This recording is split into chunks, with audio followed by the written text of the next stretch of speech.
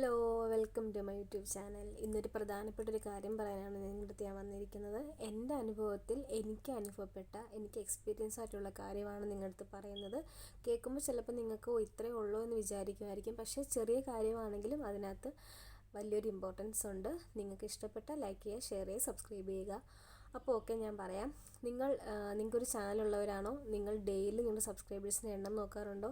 അതുപോലെ തന്നെ നിങ്ങളൊരു വീഡിയോ അപ്ലോഡ് ചെയ്ത് കഴിഞ്ഞാൽ അതിൻ്റെ വ്യൂവേഴ്സിൻ്റെ എണ്ണം നിങ്ങൾ നോക്കാറുണ്ടോ?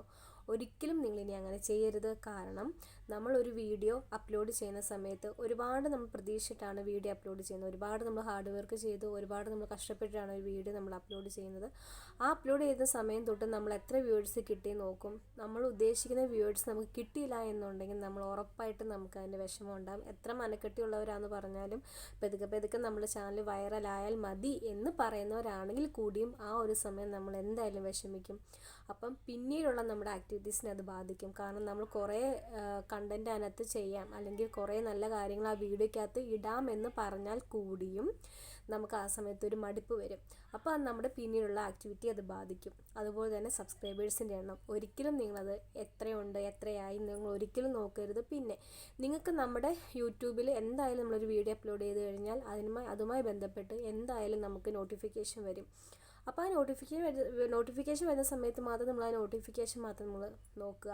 അതുപോലെ തന്നെ കമൻ്റ് ആയാലും നമുക്കതിന് നോട്ടിഫിക്കേഷൻ വരും. അപ്പോൾ നിങ്ങൾക്ക് അതിന് റിപ്ലൈ അടിക്കാം.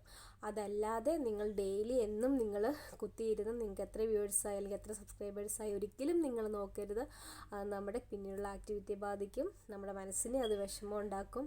എനിക്കും അത് എക്സ്പീരിയൻസ് ആണ്. ഞാനും അപ്ലോഡ് ചെയ്ത സമയത്ത് ഇങ്ങനെയൊക്കെ വിഷമിക്കാറുണ്ട്. അപ്പോൾ അതുകൊണ്ട് എനിക്ക് അനുഭവപ്പെട്ടൊരു കാര്യമാണ് കേട്ടോ. അപ്പം എനിക്ക് കൂടുതൽ കാര്യങ്ങളൊന്നും പറഞ്ഞു തരാൻ അറിയത്തില്ല. എന്നിരുന്നാൽ പോലും എനിക്ക് അനുഭവപ്പെട്ട കാര്യങ്ങളാണ് നിങ്ങളുമായിട്ട് ഷെയർ ചെയ്യുന്നത്.